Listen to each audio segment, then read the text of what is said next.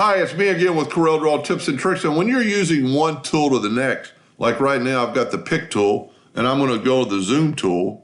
But if I hit the space bar, I get back to the pick tool. Go back to the space bar and get the zoom tool. Well, that doesn't necessarily work with fonts or text.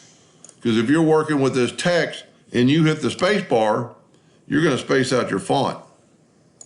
But if you will do control space bar, you get back your pick tool, control space bar, and you get back to your text tool. Hope that made sense. So if you have this object right here, you've got your pick tool. We're going to go grab the magnifying glass or the zoom tool. I'm going to hit the space bar and get my text or I get my pick tool back. But if I'm working with a font in font mode, and if I hit the space bar, I'm going to put a space there. So if you will hold down the control space bar, you can toggle between the two. Anyway, I hope that helped a little bit. Thank you for watching.